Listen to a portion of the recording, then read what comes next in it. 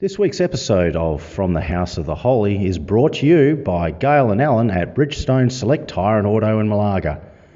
Help your car get a grip this winter. And the Stirling Saints Past Players and Supporters Day, celebrating 20 years since the club's merger and dual league and reserves 1998 premierships on the 21st of July. Enjoy the show.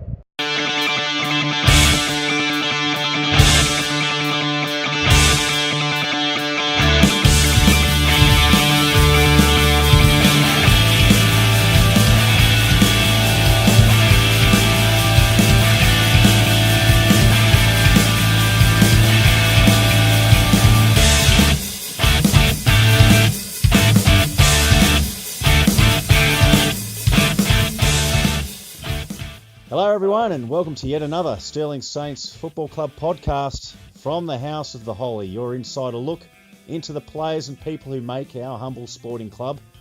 I'm your host, Damon Eaton, and with me as always is my reliable co-host.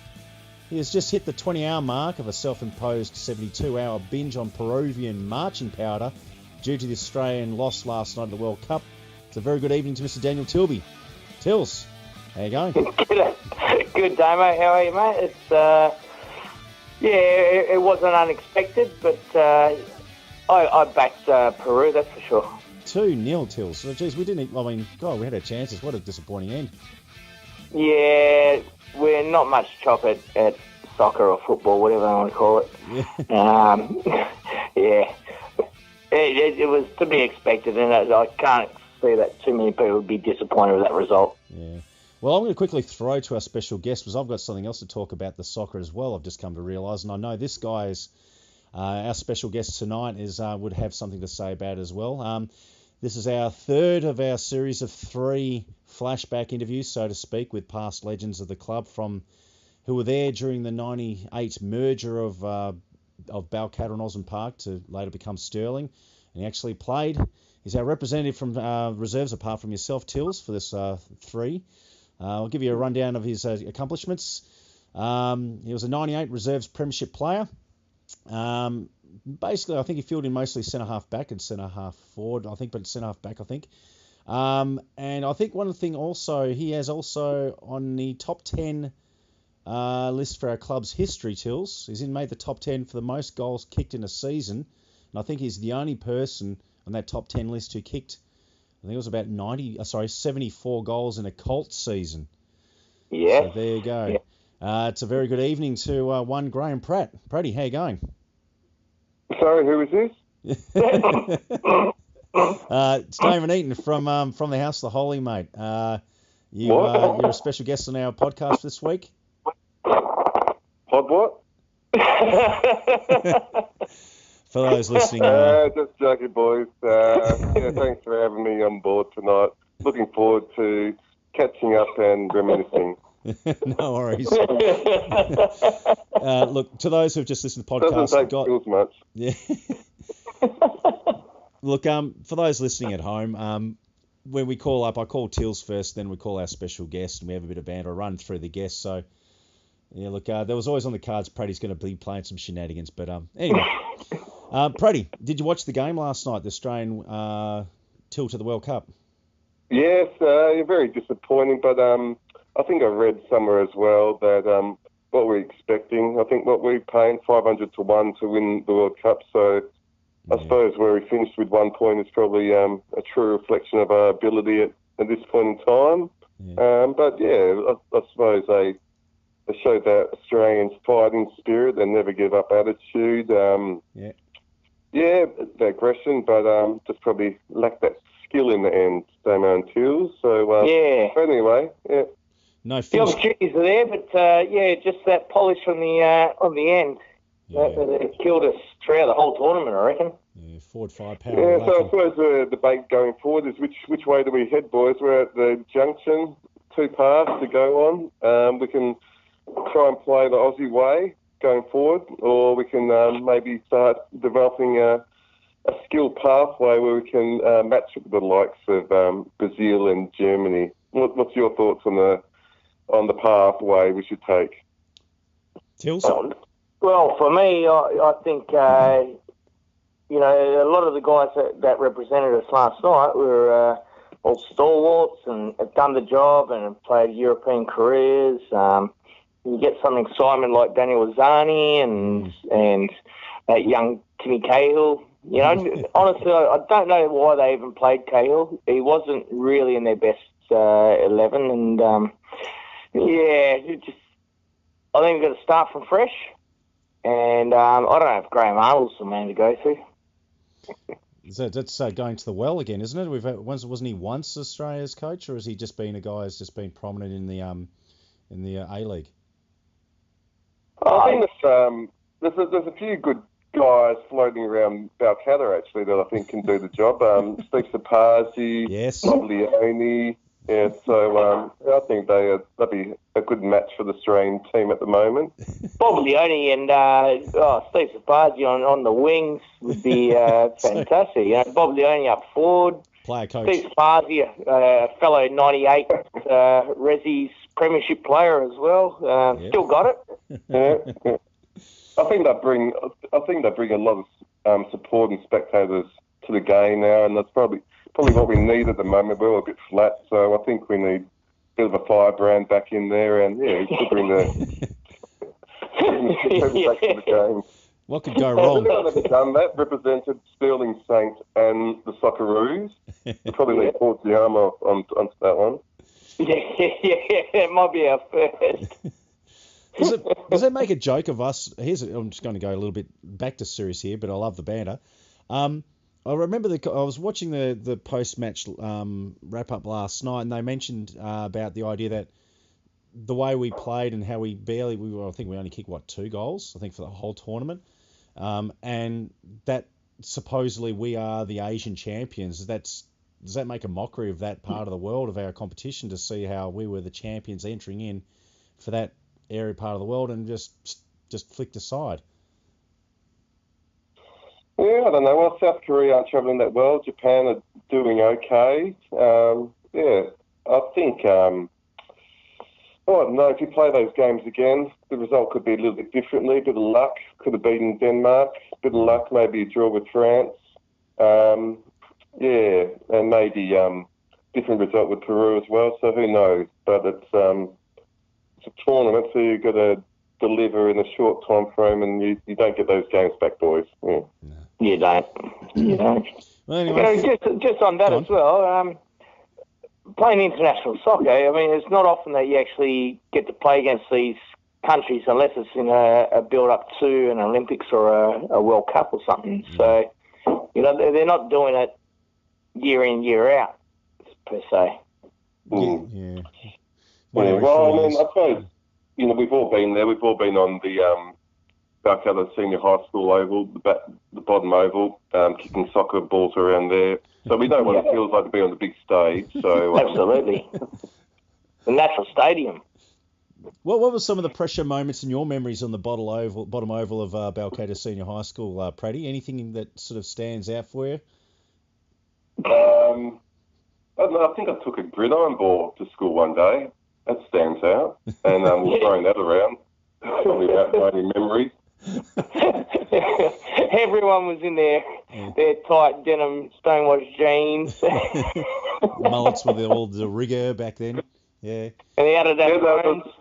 Yeah, there's a few good hairdos and the tight pants, and but it's coming back, boys. Anyway, the mullet's back this year. Well, it'll be 2018, so 25 years. That's the cycle for the mullet hairdo. So it'll be out of fashion again in a few years' time. But then in 2043, it'll be back again. Yeah, absolutely. 2068. It's also interspersed in the downward trough that we see the ebb and flow of mutton chops and sideburns in the in between those periods, don't we? Yes, we do. Yep. The sideburns were around for a bit. The mo's just hanging in there. Yeah. I think it's on its last few strands, and then that's off. But I think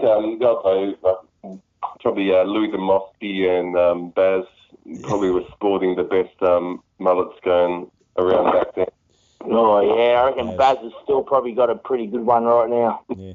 He was a fearsome figure running out on the Colts field with the flowing mullet behind him, and he was a big fella for a Colts player, and he was a sight to behold when you saw him running with the ball having a bounce or chasing after the loose ball, old Baz. Yeah, no, he's a good player. Very good player. Yeah. Well, we'll do a quick wrap up of the last round of just quickly, Pratty. When's the last time you were down to the footy club and watched a game? It wasn't that long ago, really, was it?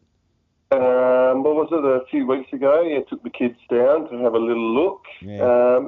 I always enjoy getting back to the club, and spent a lot of my youth and time down there. So it's good to take the kids back there and catch up with familiar faces. Yeah.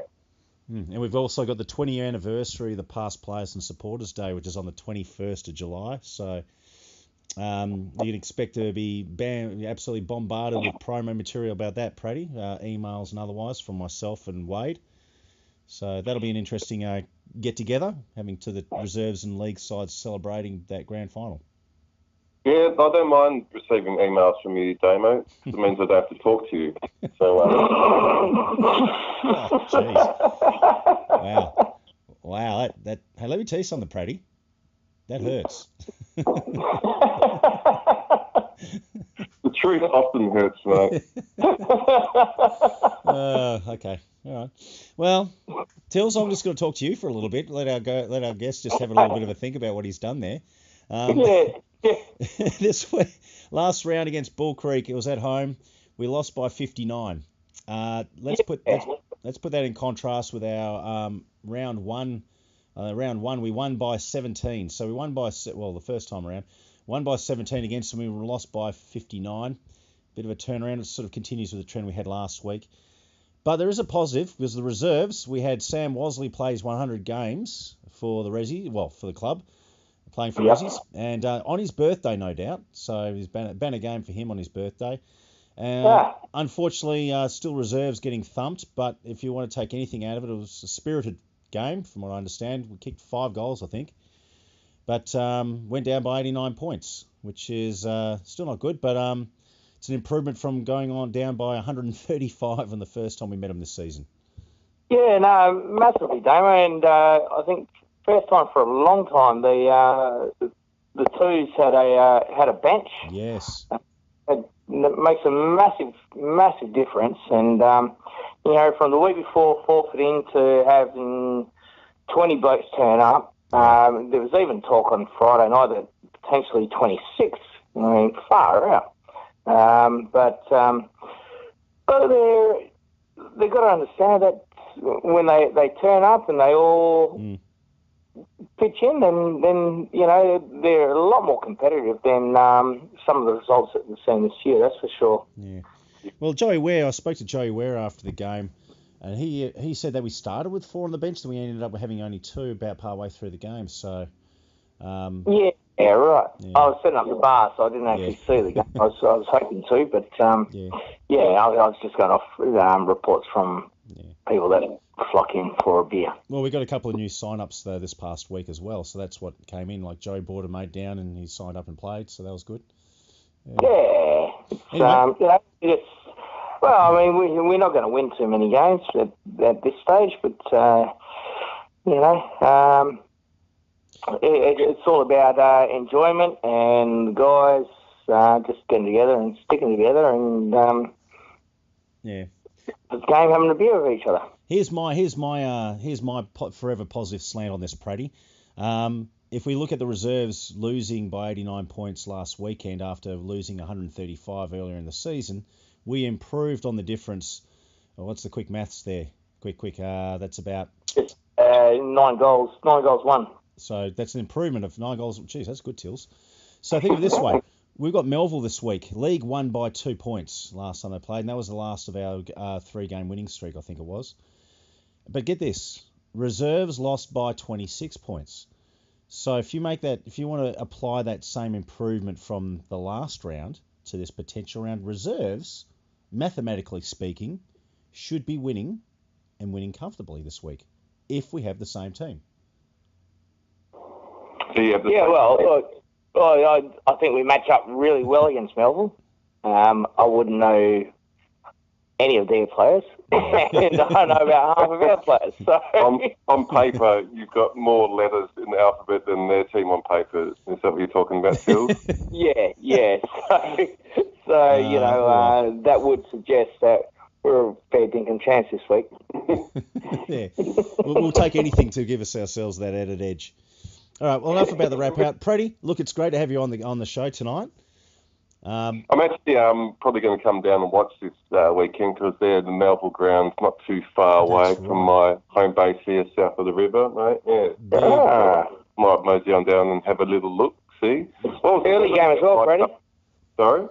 Early game as well, 1:10. What's that, TV game, is it? Yeah, that's for the broadcast rights. Okay. Yeah. All right. Well, I'll make sure I get there. So what's the weather up north of the river today? We had a bit of rain down south.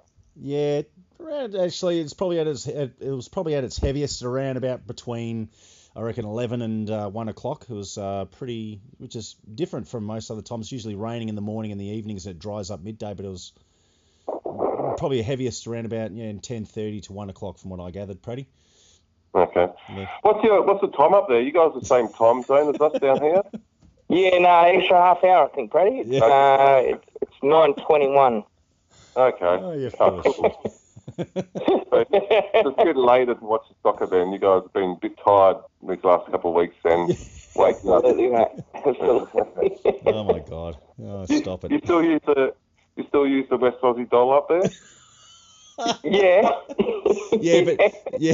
But the old ones, the ones that are still on paper. We haven't gone to the polymer ones yet. We've still got the old paper ones that are printed in 1982. No. The June lot mint hasn't been doing very much. Yeah.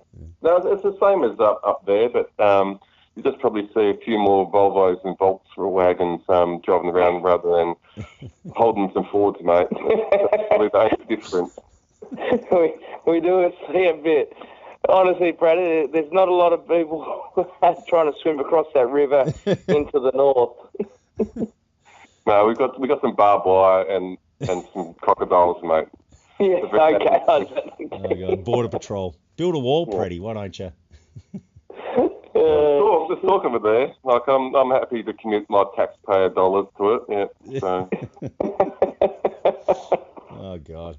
Yeah. Well, Pratty, look, let's talk about your footballing career as much as you would like to talk about it. Let's do the general rundown. When did you, and even before, did you start out at juniors? How did you come down to the club? Geography, mate. So it was the most local junior club to my domestic house. Yeah, so that's how I got involved there. Yep. I can remember actually in primary school. This is a little boring story though. That Go for it. I was going to play. I think it might have been year 5 or year 6 or something like that, and then for some reason didn't. And then I can remember in a news that year sometime, Mark Germano, I think Michael Gramenos, they got up for news and they said how they played footy that weekend, and it was raining and hailing and they had a lot of fun. So, yes, I was really disappointed that I didn't take up footy that year. But anyway, the next year I got on board with the Austin Park Junior Football Club, and I think we had 2 teams. I think there was white and red or something like that. And red, yeah. And I think the good one and the bad one. Yeah, so I don't know which one I played for. I think, but anyway, another little boring story. I think when they were allocating teams, I got allocated a team, and then none of my friends were in that same team. So I think Mum went up and asked that her poor little boy who was crying to go to another team.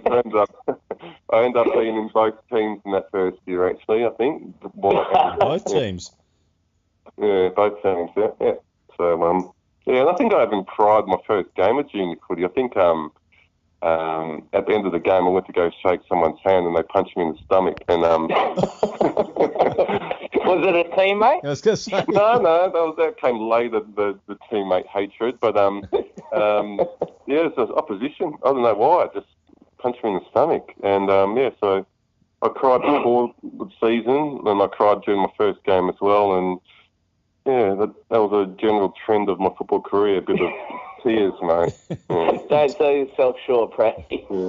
Well, you must have done all right, Pratty. I mean, do you remember that? Was it a 94 or 95? Was it a 95 Colts season where you kicked? What was it 74? I think it was 74 in the season. 70 was it? No, Damo. It was 76, mate. 76. Okay. Yeah, something like that. Yeah. No, that was 94, I think it was. That was 94. Yeah, but look, I've got to give credit, even though I hate doing it, to my midfield that year, mate. So we had a stunning midfield with Dixie and Jimmy Malachy and Priestley. So they'd all come out of the West Perth Colts, so they were really good players, and so they were just giving the ball to me on the string there. So so I couldn't help but kick goals, mate, that year. And then we talk about the year after, Pratty, and Phil. I don't want to talk about the year after. I still want to talk about '94, mate. Okay. Okay. Stick on that one. What were your bags? Do you remember any bags you kicked? Did you ever get double figures? Yeah, I got 11 once. Yeah. Oh, So okay. I think that was against Maddington. Yeah, but a lot of it came in garbage time. Like I think we ran over them pretty easily in the end. But that didn't stop me from celebrating pretty hard as well. Give it to me, boys. I'm going to get the milestone. Yeah, but I think one game, though, this is another little story, but, wish we had cameras like we do now, because this would have been a really big highlight for the club and would have gone down in the history of the club, was, I think, that's with the World Cup on, I think it was just before halftime, the siren was going, the ball was mid-air, and I got cranky because I was going to kick a goal, so I just stuck my boot at it, and anyway, the ball went flying over my head for a goal anyway, so it was a nice Zico kick. Oh, yeah. Actually, 94, Pratty, you guys were actually premiers in Colts. Yeah, we were the premiers. Wow. It was a tough season from memory. So a lot of tough teams we played down South Way, and I don't think we finished on top. We finished maybe in the top three, and then we got through to the grand final against Kenwick. Now this is on video, guys, so I'd really encourage everyone to go out and find this video, and then you can see some quality football on display here. I'm sure we'll include the link there, Pratty. Yeah. So there's a bit of debate about the modern game in the AFL now about people herding around the footy, but and lack of goal kicking prowess and people kicking points. But anyway, if you have a look at that game, then there's a centre-half forward who kicked 2 goals straight, mate, in tough conditions. So that's goal kicking at its best, mate. Prowess, mate. Yeah. And there's a darker, more uglier side of football as well in that grand final as well. There's a big ball and brawl at the end. But anyway, we won the game, and that's all that matters. Absolutely. Do you remember what? Have you gone back to the toilet, Jules? Yeah. Sorry, I'll send a lot of. Such is the mobility of doing interviews on the phone. Yeah. So you really thought that was a shit story, didn't you? You really is going to the toilet. No, I was enjoying it. I just had to go to the toilet. Okay. Crying out loud. Well, this is the quality of it. Go on, Pratty. So do you remember one other little tidbit from that grand final? I lost my premiership medallion, mate, on the victory lap. No way. Oh, did you? How in God's green earth did you do that? I think I started to cry as well when I got back, and then told Dad, and he went out and looked for it, and he actually found it. So some more tears. God out loud. You cry a lot, eh, Pratty? I'm just a sensitive guy, mate. Yeah, you are. What caused apart from the team getting flogged, was it just bitterness about getting flogged so soundly? Was it in the grand final that caused the all-in brawl, or was it a tight game? No, it was tight. I don't know what happened, actually. It was just a bit of niggle the whole day, actually. We came back, so it was a thriller, boys. Let's watch the game. And I think... Bring it down to past players. We've got to watch it. Yeah, do that. Okay, I can do that, yep. So, And I think we were down by a couple of goals at three-quarter time. We came back and won it. Magic Stavridis kicked a goal or two in the last quarter, and and then it just kicked off just with about a minute to go, and then in the midst of ducking a few punches and running away from another couple, the siren went. So sensational. Yeah. Well, and then I think we had the. And also that day we had the Rezzies in the league in the grand final, but unfortunately they couldn't bring home the chocolate, so it was just the Colts that celebrated that night. Yeah, but I'd probably go down in one of the best Colts teams ever in the history of the Sunday Football League. I think that team. Of course, I knew you were getting there. Yes, you got there. Some of the names there, Freddie, you're like Jimmy Malachy. Yes. You're two-time reserves fairest and best. Priestley. League player. Hicksy was a really good coach. I remember going down there at pre-season '94, and we went down to I think it was Rushton Park in Mandurah for a pre-season game, and I rocked up and played half a game. I kicked 3 goals. And put me into a back pocket, and then I switched it into the middle of the ground, and they dragged me in because turned over and they kicked the goal, and should have changed never turned it inside, and I thought I was never good enough. And looking at that team, I probably wasn't. But he was a good coach. He knew what he was doing. That's why he left you out, mate. Yeah. So. Fair point. Hit the nail on the head, mate. No argument. And also there was this, we had with some good key defenders. I think, forget their names because no one remembers a defender anyway. But we also had Chris. Ouch. Yeah, that's it. Yeah, and we had Chris Divney in our forward. I think he was. He was a gun. So really good side that one. Like I said, Magic Strafidis, half forward playing. Yeah, so. Duncan Anderson, I think, was in there. Yeah, and I don't know if Bax played as well. Paul Benagler, did he play? I'm not too sure if he played that year or next year. Yeah. Oh, maybe, he did too that year. Yes. Yep. Yeah, good time. Some famous names there, boys. Well, let's fast forward. Do you still have any of the old Sunday League programs with you, fellas?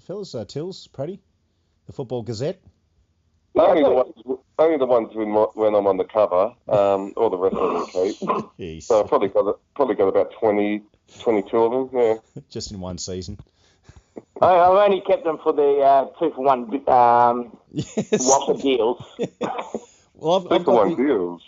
I've got the remember the 2 Whoppers for $3. Yeah, I'm looking at one right now. I wonder do you reckon... are they still valid? Well, offer valid until October 30, 1995. Do you reckon I could probably walk in and just say, look, I want to reimburse these because they're now, considered collector's items. I should be getting 4 burgers for one of these? Absolutely. Yeah. Oh, well, with interest, whatever, and inflation, that's probably worth about $300 now. So you guys owe me money. Yeah. And I'll be happy to take it in weight of burgers. Yeah, the Footy Gazette. I've got 12 of those Gazettes, Pratty, all of them with your picture on the front page, mate. It's still waiting for you to sign one of them. Yeah, no, I only do it for fee, mate. Speak to the manager. You guys can work it out. Yeah. One of them, one of them has you sort of like half on your knees with the ball spilling in front of you, getting caught holding the ball with a highlighting of the Maddington player tackling you from behind. So there's you on the feature there. Another one of you sort of eyes closed going for a spoil with another guy taking a scream ahead of you, despite the fact you're playing in the forward line. Yeah. Like I said, collector's items, those two things, they were the only 2 times those 2 things ever happened in a distinguished career, so very rare. That's right. Yeah, that's right. All right, well, you said you wanted to skip by 95, Pratty, but I'm going to stick with 95 because... for 2 reasons. One, because that's the Football Gazette I've got in front of me, August 13, 1995, and it has the team lineup of the Osborne Park Saints, Colts, reserves and league teams. And the other reason is that's the season I started playing footy for the Aussie Park. You boys got me down. So I'm going to test your memory. Big mistake. Sorry? Yeah, biggest mistake of my life, yes. And all of the clubs, perhaps. Okay, well, let's see. It's going to be a quiz question. You and Tills going to go head-to-head. You buzzer yourselves in by calling your names. Are you ready? All right. Okay. Yeah. Do you want to check if the buzzer's working? Oh, fuck, okay. Tills, test your buzzer. Tills. Yeah, okay. Graeme, test your brother. You test your... Pratty, test your buzzer.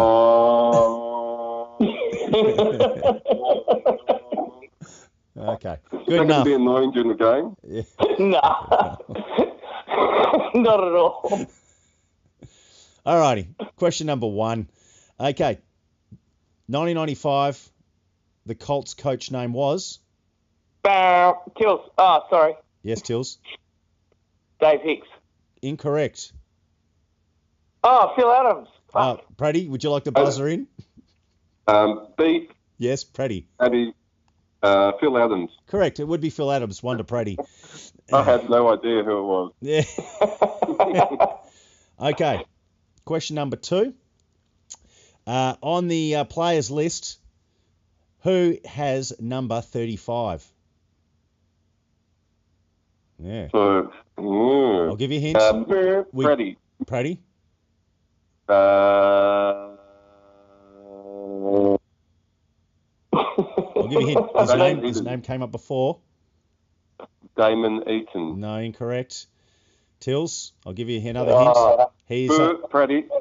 tipped to take the Socceroos in the next... Ben Cousins. Fucking hell. This is the world's worst radio competition ever. Tills, I'll give you a hint. His initials are ST. ST. ST.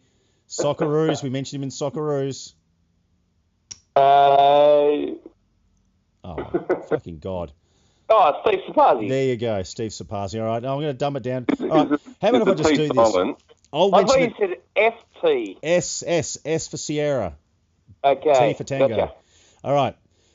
Graham, this one you should get. On our team list, who was listed as number 11? I just gave it away.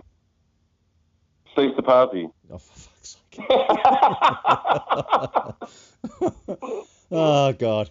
No, it's your brother, Cameron. Oh. Cameron's 11. Okay, Tills, what number were you listed as? I thought you were 13, but anyway. Yeah, well, yeah, you just made the cut. Tills, what number were you listed at, do you reckon? Colts. Oh, stress. 14 or 9? Well, yeah, one more than 9. You were 10. Pratty, you obviously yeah. Pratty would obviously know your number.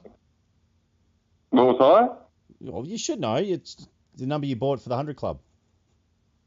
Okay, 37, okay. 37, yep. I thought they retired that after the 94 grand final. That's why I'm a bit surprised. Yeah, but anyway. Well, you know. Well, maybe the mail didn't go through to the Sunday League that number was retired. Well, who knows? All right, here's some names. Here's some names of the team. We had Adam Tassif at number 7. Stephen Karate at number 8. Yeah. Okay. Pete Prestige at 12. Ben Priestley at 13. Lou Domofsky at 26. Yep. Louis Domofsky. Yeah. Well, was it Lou or was it El Domofsky? Who's that? Did he play? El Domofsky, 26 is what it says here. Yeah. That's interesting. All right. N Hart, number 1. You remember that guy? Neville Hart with the helmet. Ah, okay. Number 2 is Jay Cuitan, Cuitan. Cuitan? Boys, just sorry to break in here. LA Dodgers versus Chicago Cubs. Just watching the TV while I'm talking to you guys. Of course. Yeah. Boys have just hit a grand slam home run. Oh, really? Yeah. So Cubs up 9-5 over LA Dodgers. Oh. It's just a regular season game, just one of their 182. But I just thought you might be interested in that. What channel is that on, Freddie? ESPN. So I'm not really engaged 100% in this. I got that picture, Tills. Tills, I've certainly got that idea from Pratty from the moment we started this. Okay, keep on reading the list of names. This is good fun. Okay. All right. Well, let's see. Andy Schroeder was number 4. Lethal Lee Miranda, number 3. Ooh. Lethal. Lee Miranda, yep. Motto, Brett Montellini at 5. Yeah. Similkowski, P. Similkowski, number 6. Simo. Yeah, I didn't know he played either. Yep. Ad Tas at 7. Karate at 8. P. Managlio at number 9. Yeah. D. Tills at 10. Praddy C at 11. To the 25s. S. Wheeler. El Demoski at 26. No idea. Yeah, me neither. So, yeah. El Marafa at 27. Yeah, Louis Marafa. Yeah, Louis, yep. 29. He was a dirty player. Yeah, well. He was a dirty player. Yeah. 29, Chris Casella. 30, A. Palella. Anthony Palella, yes. There you go. Motto's cousin or brother-in-law. Yep. J. Masters at 31.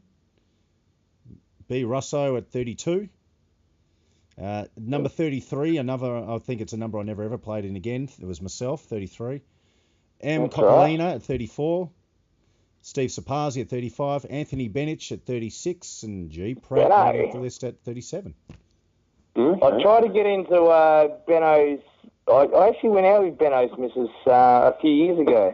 The same time as Benno. No, they split up. But she was a gorgeous girl, Jackie. Yeah. Okay. Yeah. What happened there, Tills? That's complicated, Brady. Like most relationships that you have, Tills, I'm sure. Yeah, we'll stick with that one. Yeah. Well, there's some.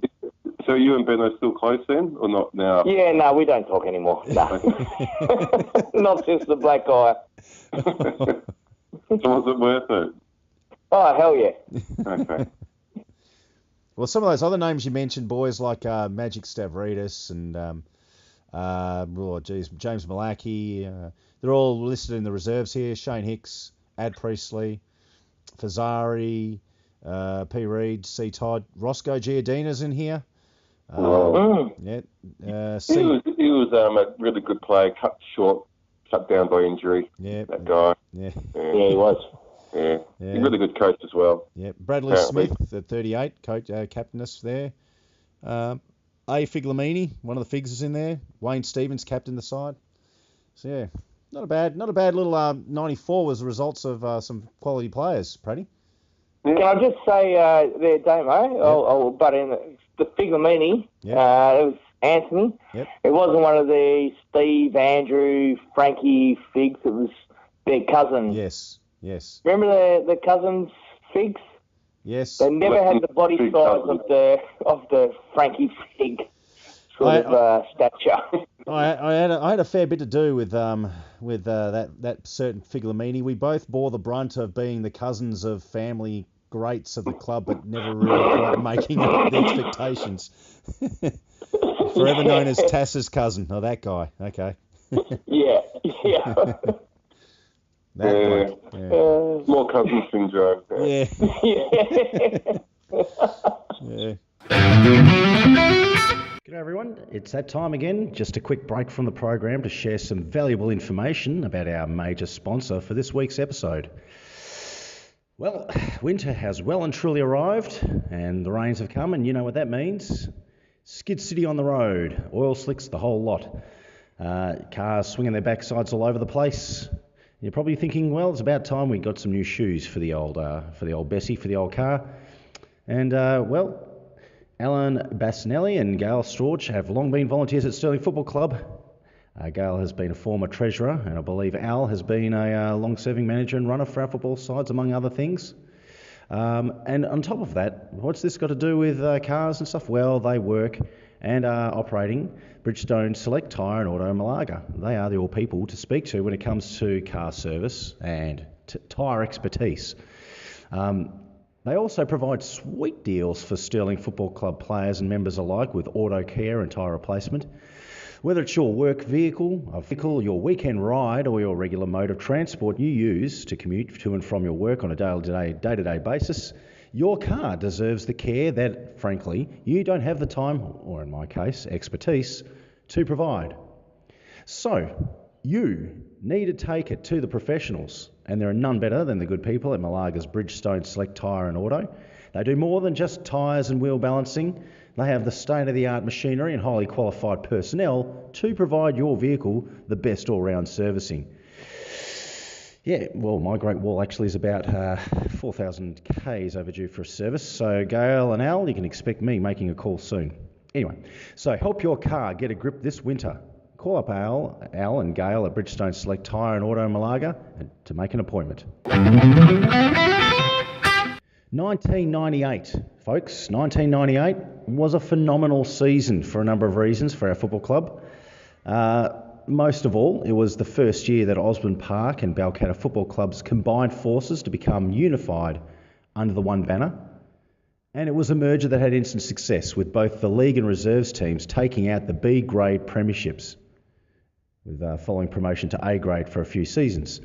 It's hard to believe that this was 20 years ago, but here we are in 2018, 20 years have passed, and on Saturday, that's right, Saturday the 21st of July from 1pm, our football club, we will be officially celebrating this momentous season with a reunion of both these league and reserve sides. Stories will be shared, memories will be rekindled, and good competitive footy will be witnessed as our Stirling sides take on Quins District at our beloved Richard Guelphy Reserve. So come down and be a part of the festivities, whether you were a player, a supporter, a spectator, whatever it may be. If you were part of the 1998 season, or you would like to hear some of the stories of the 1998 season, Saturday the 21st of July is the time to come down to Richard Guelphy Reserve. That's actually 4 Saturdays away. So 4 rounds, 4 Saturdays away, Saturday the 21st of July. And spread the word. If anyone doesn't have Facebook, or if anyone doesn't listen to this podcast, which is, let's face it, most likely, make sure they are well aware of this milestone day.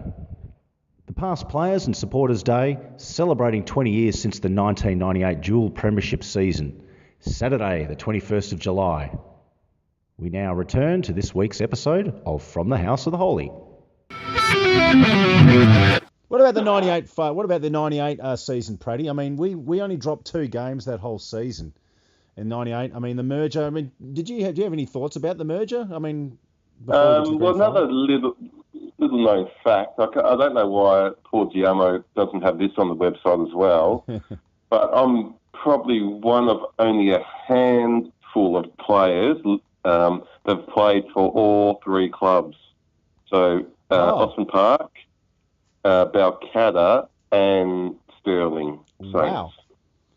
Okay. Yeah. So pre-merger Balcatta Osborne Park and post and during the merger as well.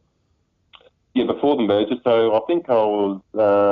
I don't know. I think what happened. Me and Tass were going overseas. I think in the middle of the year. So it was only going to be a short season, and I couldn't be really bothered playing Sundays anymore because of my busy nightlife schedule on Saturday night. So so I decided to play Balcatta, I think, for a few games half of the season before me and Tasco went overseas. Yep. So you went from Aussie Park Sunday League to Balcatta in the amateurs, wherever they were. And then the next season we got back was 98, so they'd merged. So I played for that club. I think Paul Ferraro and I think Fraggers as well had the trifecta as well. So I don't know if there's any other people. So if you're out there listening, please ring in if you've played for all 3 clubs before. But I think there's only 3 I can think of off top of my head.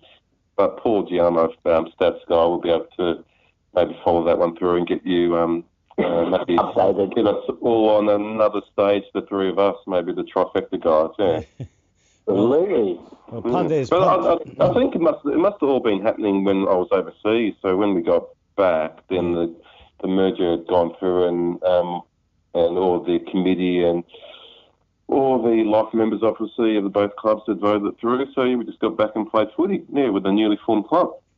And straight into it, Praddy, where the 98 season was nothing but success for reserves. Like I said, only dropped 2 games the whole season, and then basically just ran through everyone for the grand final. I think we smashed them in the grand final, didn't we? Once again, a little bit hazy. What are we talking here? 20, 25? 20 years. What's it, 20 years ago? 20 years ago. Yep. Yeah, all my grand final premiership wins, mate, they're all blurred into one, so it's hard to distinguish between them all. But yeah, I think I was just on a personal note was in and out of the reserves and league that year, and I think the second last game of the year, I think I played league and then got dropped, and then played resis and then got dropped from that. So I missed the first final, I think. Did you? Yeah. So I think, I didn't make the cut. So I went from league to hero to zero in 2 weeks, right? Yeah, so I missed out in the first final. Wow. And then I think we won that.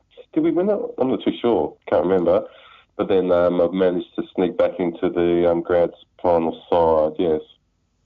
Deservedly, a deserved addition there, Pratty. I mean, where did you play most of the season? Were you across the half-back lines? I remember playing alongside you at half-back, but you were a half-forward quite a bit as well. I think I played, yes, in half-back from memory pretty much the whole season, yeah. And then I think I did start the grand finals in half-back as well, yeah. So I think we, did a good job down back that way, held that team who we played to a minimal score. Yeah, and once again, Freddie, you find yourself thanking your midfield. Thank you, thanking the midfield. The ball didn't come down there, so we didn't have to do anything. Yeah, so it was a pretty light season for the backs, wasn't it, for that season? I mean, there were games where we're just rolling over certain teams and challenged by the odd handful. So if you're a backman, you weren't under real threat of getting injured.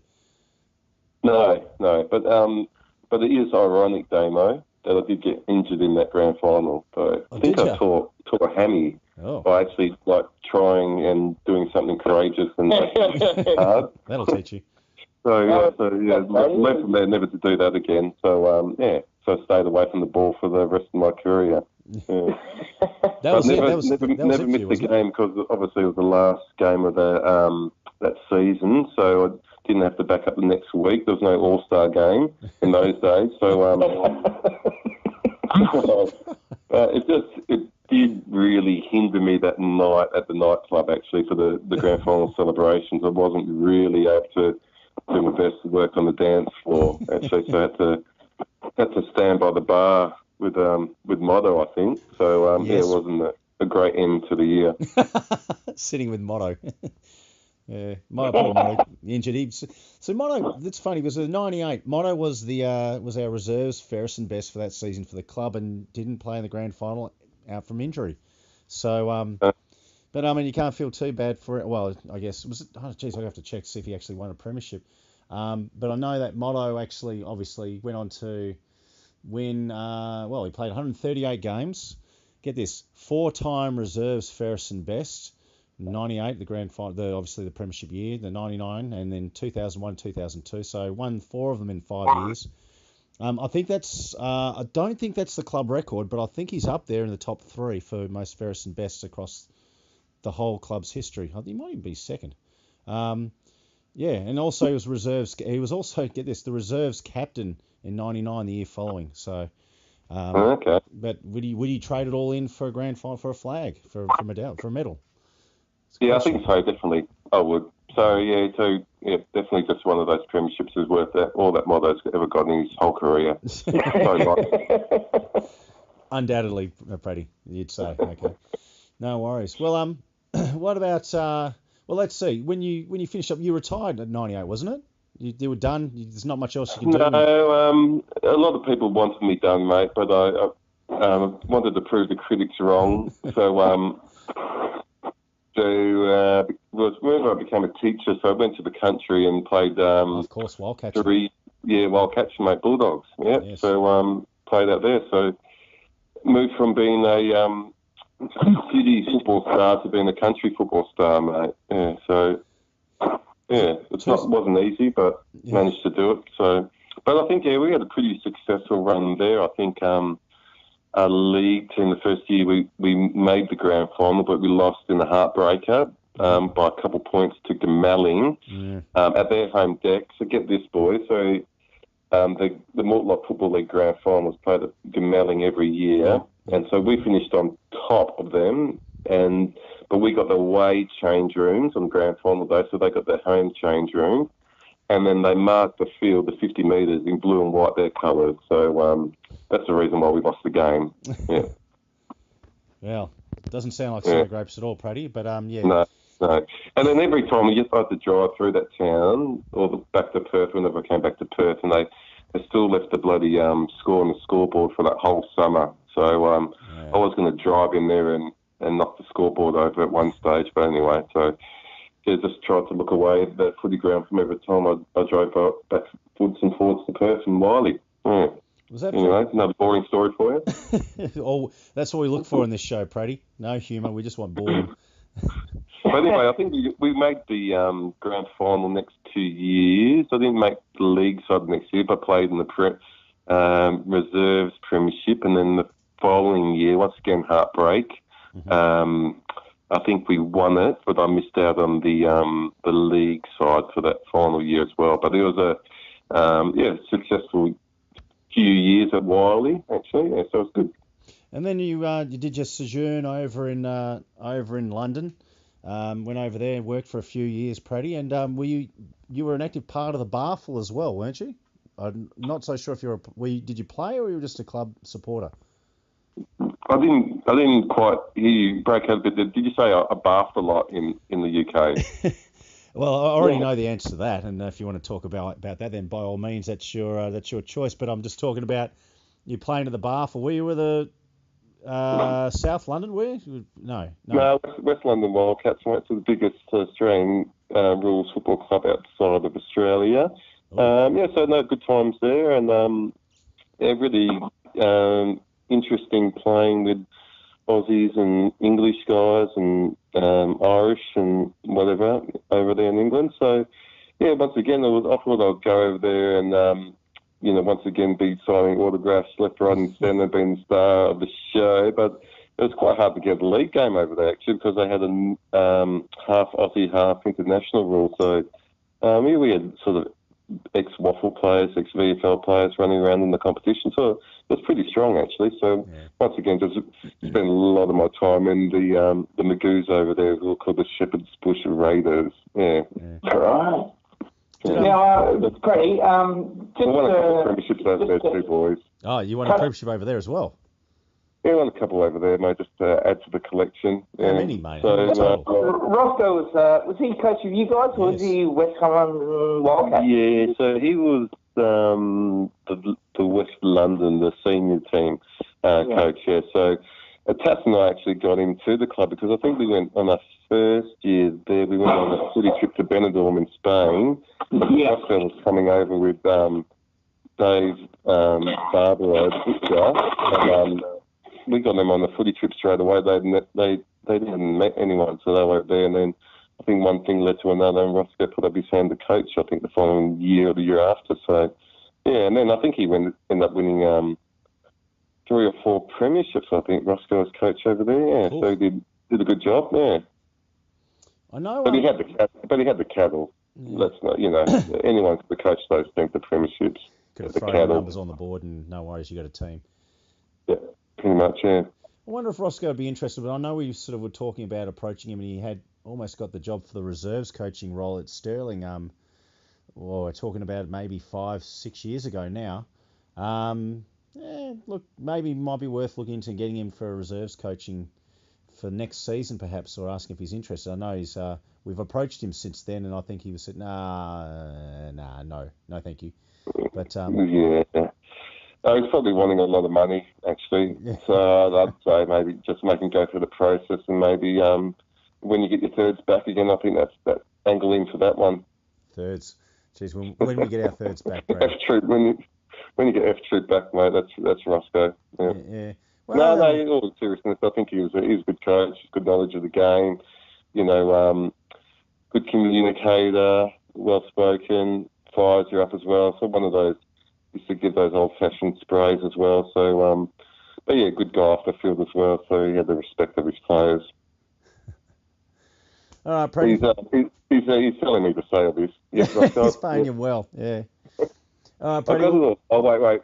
He said he was good-looking too. Yeah, you're good-looking, Roscoe. Yeah. Good-looking, yeah. Jeez, wow, okay. All right, Roscoe, if you're hearing this, which I highly doubt, there you go. Pratty's put in the hard yards for you. Mate, we do a bit of a player relations sort of association thing at the end of the podcast, and by my reckoning, we're coming to the end of this. Sorry, that's a bit sad. We knew the end. Well, it doesn't have to be. I'm thinking we're around about the 40-minute mark. I'm looking at my clock here. I've got you 1 hour 5 minutes, but I think we fluffed around for about 15, 20 minutes before we actually started the show. So time flies when you're having fun, Damo. Oh, mate, so much fun. Tills, I think, has fallen asleep on the can right now. I think he's Tills, you there? Tills? Thanks God. What's happened to Tills? My reliable co-host, ladies and gentlemen, has gone MIA. I'm going to try call him again. Let's do this live, shall we? So, Pratty, I'm just going to... he's what the fuckers? Come on, you haven't even noticed that I'm gone missing. All right, let's see. There we are. Let's give him a call. All right.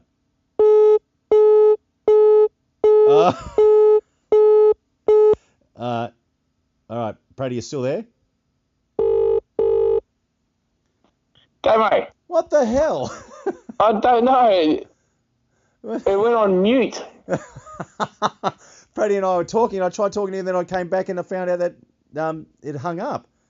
You'd hung up. Fuck. I was talking to you, and I could hear all of you guys, but yeah. Right. Shit. Now and then I tried getting back to Pratty, and he's gone. So I'm going to call him again. Hang on. Okay. Shit. Sorry. This is great.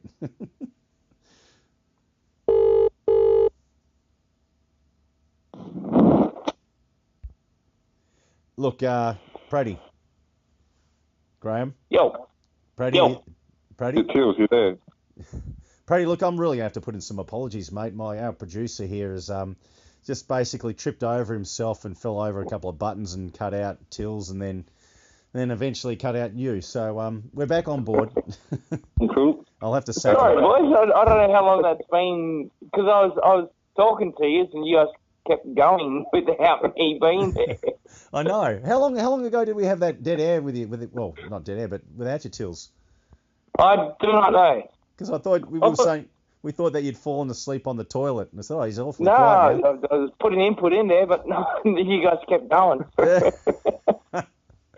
Sorry, Tills didn't really notice you gone. No, they don't often do. Yeah. Oh, Not bad. I'll try and concentrate and get you involved a little bit more. Probably best we don't. Shit. Well, let's wrap it up. Let's get to some more back to some lighthearted stuff. I mean, we usually do things like who was the best player that you ever shared the field with. Let's start with that. I'd have to say Wade Tassif, I reckon. That's just shading out his younger brother, Adam Tassif, I reckon. Fair point. Yeah. The different styles of play. I mean, you could say it's the same with Tills, like we talked about it with Damo, the difference between Joel and Eddie. Or Troy Tassif and Wazzle. Yeah. Troy related to Adam and Wade? Yeah. Yes, I am related to Adam and Wade. Still questionable about Troy.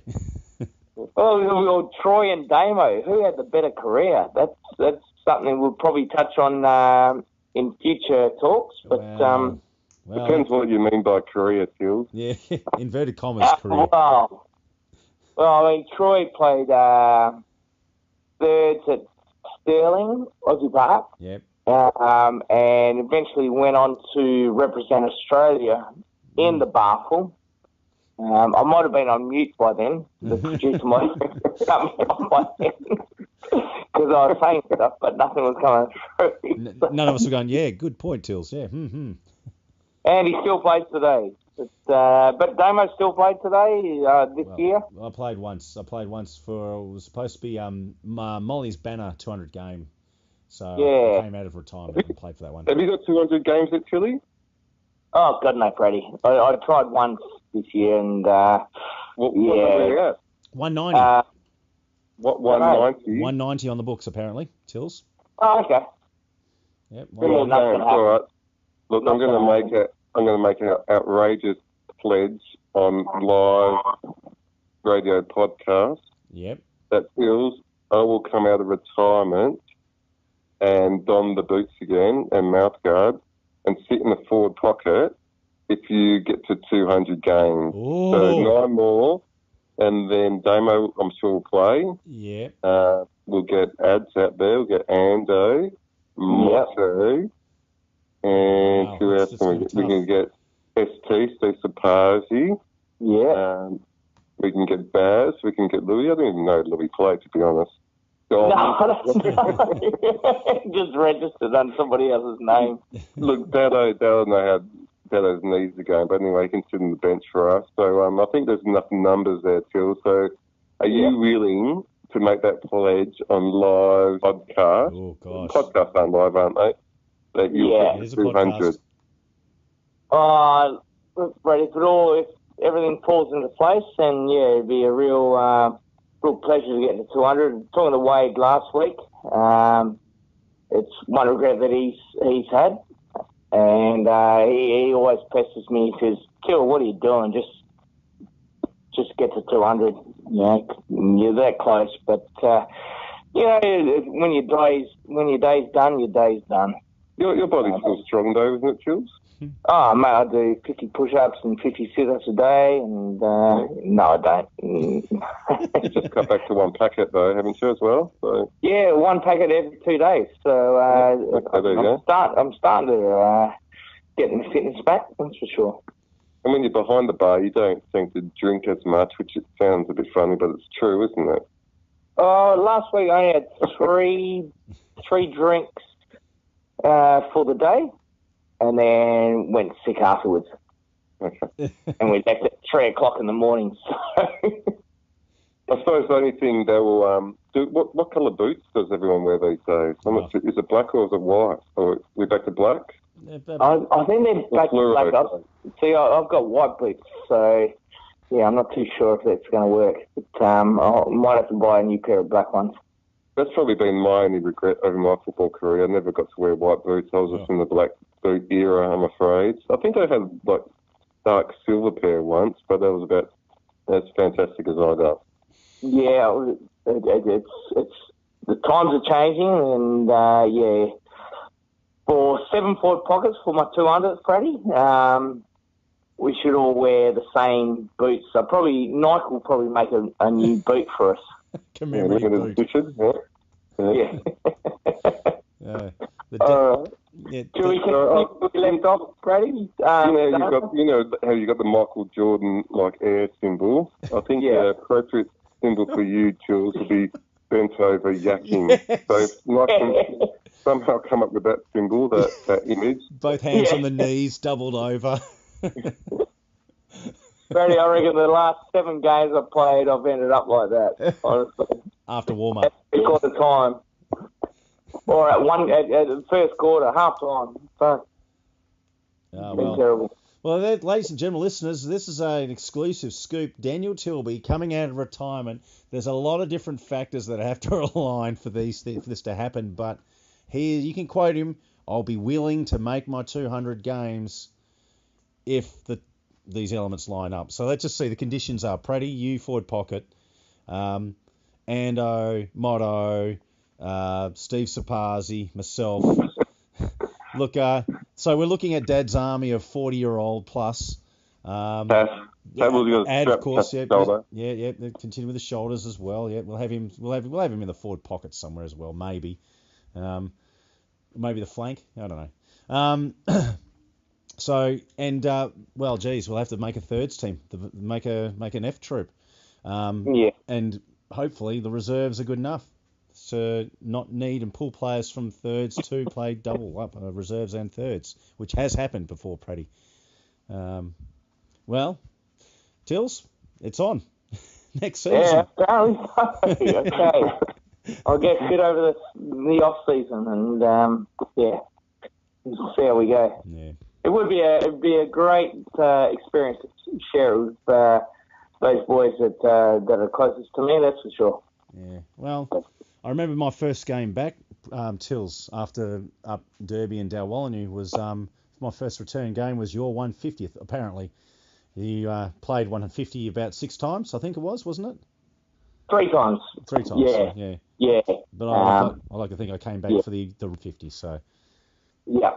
Yeah, I did make it last. We had about 2 lock-in sessions, and it was the third one was the official one. So, are the after-match and after-training functions PC now?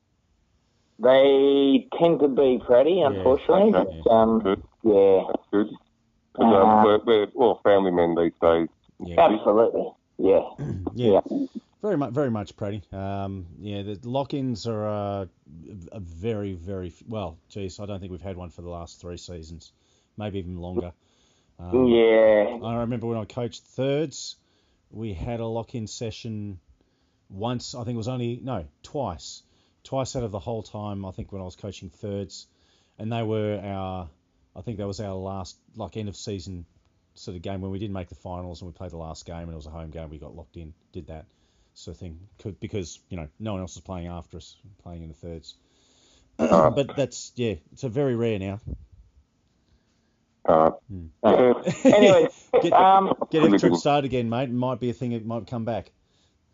Fire up to the questions that we usually ask our guests there. All right, we're getting the wrap up here, Pratty. So we've got 3 questions, mate. No. Oh, if you want to put a big shout out to Pratty's mum and dad, who for a long time supported both us as juniors and as seniors at the pub.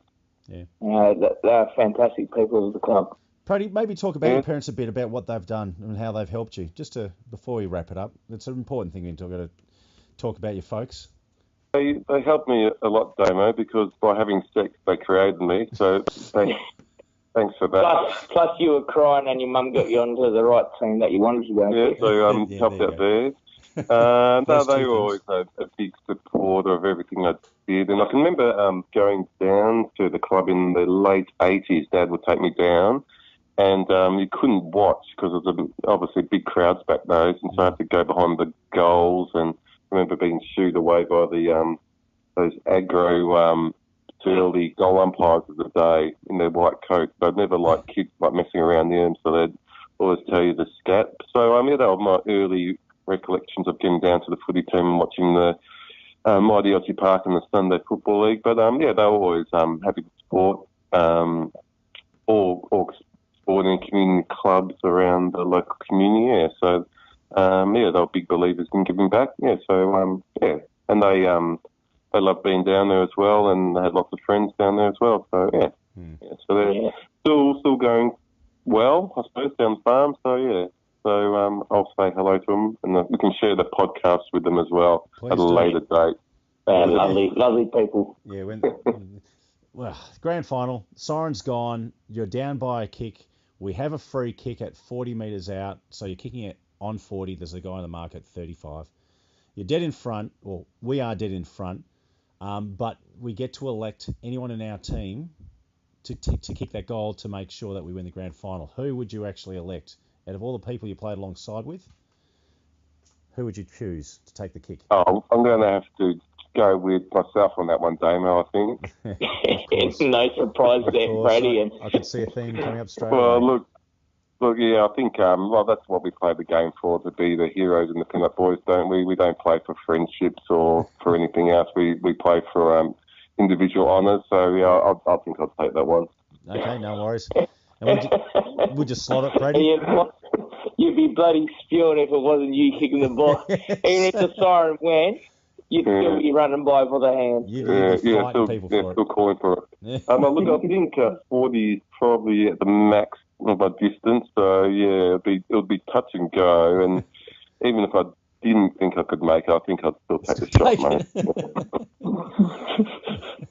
All right, done. And then maybe just blame the wind or something. Any other day I would have done it. Yeah. Or fall over and look at my ankle or something and point. Oh, cramp. Spent yourself all game, just couldn't do it that last part. Yeah. All right, the second last question, Pratty. Okay, it's similar theme. you talk about an all-in brawl at the end of one of your grand finals. Let's just say you find yourself in the middle of an all-in brawl, except you're pretty much the only bloke who's on your team there. Instantly, you're surrounded by the opposition, all baying for your blood. If you could have anyone in your side who was right alongside you just to fight off the onslaught for that time of being, who would you have alongside you? I'm going to have to go with...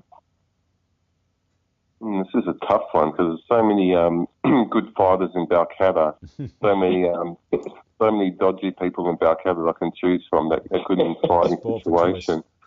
I'm going to have to go with Paul Ferrara here, not because of his fighting skills, but I think Paul will start yapping at some of them, and he will turn the focus away from me onto him, and then. I think they all turn away, forget about me, and all go up. That's smart. Very logical, very logical. Wade had something similar to that, Pratty. He said puss. He said he'd get puss, and the puss would stand up and he'd go for a tough guy, take care of him, and Wade would be happy just to stand aside and let him, go for a puss. Off you go. Let him off his leash. Boys, just before we finish as well, can I just sort of just break it up a little bit here and just I'm going to do my own little shout out here. Can I say a big thank you to all my listeners out there, my followers on Twitter, and also just a shout out to my wife, Blythe. She's got to get a mention tonight here, and the kids, Carter, Luca, and Felix, and then number 4 on its way as well, whoever you are, whatever you are, boy or girl, in early October. So, just a shout out to my family for all their support over my non-playing career. Beautiful. Love that, Brady. That's awesome. Well, obviously didn't have a family during my playing career because of the groupies we had hanging around the footy club at the time. I don't know, too many. Last one, Freddie. Last one, mate. Look, your retirement. I mean, it's the retirement question. If you had to know that, if you knew it was your playing days were over and this was very much your very last game, and you knew, okay, I'm walking off the field, this is it, it's my last game. You got chaired off, mate. Who would you prefer to have? Which 2 blokes would you rather have chair you off at the end of your career? Well, another little boring story, little fun fact for you guys. I actually retired the same day as Kevin Sheedy and James Hird. So I think they lost over here to the Eagles, and I was playing over in Melbourne for a team called the Southern Dragons. So we needed to win the last game of the year, which we did, and have some other results go away, which they didn't. So we finished up that day and we didn't make finals, and Kevin Sheedy and James Hird finished up as well. So they got a little bit more fanfare than I did at the time. So I think I'd like to have those 2 guys cheer me off, actually. Kevin Sheedy and Jimmy Hird, okay. I think that would be fitting, and it's just tidying all in nicely my career and their career. So, all in one. Priceless. There's a thing as well, like at the Footy Museum in Melbourne. There's I think it was a James Hird display or something, and they had like all these trophies, and he won like all the first and best. But there was one year, like I think it might have been under 15s or something, where he came second. So, I'd like to hunt that guy down and shake his hand. To beat James Hird to a first and best in under 15s. Yeah. Do you think that guy would be milking that for all it's worth? Yeah, he'd be living off it. Yeah. Anyway, mate, Pratty, we're going to wrap it up here, mate. Wait, Damo, I've got a joke for you to finish. Please go. That's all right. Yeah. Are you ready for a joke? I'm amazed already. Hit me. What's got small balls and hangs upside down? What's got what? 4 balls and hangs upside down? Yeah. A bat. Yeah. What's got big balls and hangs up? Don't know. A Pratt. There you go.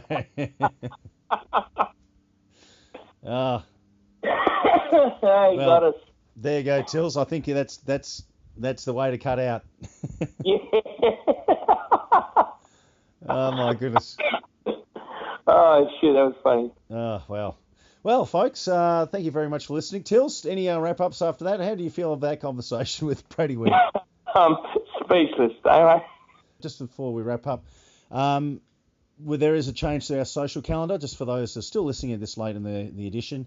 There is a change to the social calendar. Obviously, the 100 Club was supposed to be last weekend. It's now been pushed to the 4th of August. The ticket sales are doing really well, Tills.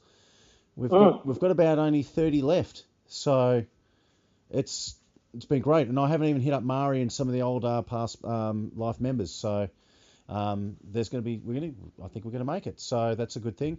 And you've got some good news about the Ladies' Day. We do finally have a couple of people willing to help us out there. And that date is to be announced, but it will be later this season, correct? Yes, absolutely. And I think it's going to be a fantastic day. So all of you guys that have got wives, girlfriends, mums, sisters, anyone who just really wants to have a good day for a cheap cover price, please come on down and support the club and just enjoy femaleity, if we can call it that. I'm not too sure, but just it will be a cracking day, I swear. Well, the club's going to be pampering them. We've already got things underway. If you're looking to be pampered and have a nice relaxing day, have a few drinks and a bit of a socialise, this will be the great day to do it. So, well, Tills, mate, thank you very much for once again for your fantastic contribution and helping our guidance on tonight's episode. So thanks very much, mate. Yeah, it was a pleasure speaking to a past legend in his own lunchbox, and thank you to you, Dame, because I don't know how you wrangled that wild child. I don't know if I did anything of the sort, Tills, but we I guess we made a show. I guess. I think we sort of have. Yeah. Anyway, to all our listeners, thank you guys for tuning in. Thank you for listening once again. Remember, this weekend we're playing against Melville at Melville. It's an early start for the league at 1:30, Tills, is that right? 1:10 for league and 11:10 for reserves, I think. Okay, so if you happen to be like one Graeme Pratt who happens to live south of the river, a fellow Mexican, feel free to make your way across to the Melville home grounds and support the boys. There's a chance, hope springs eternal. There's always things that are on the mark. We're getting a few guys are coming in, return some injuries. You never know. We would like to be there to witness that turnaround. It would be a great moment to remember it. So good luck to all our reserves and to all our leagues, and have a go this weekend. Guys, go get them.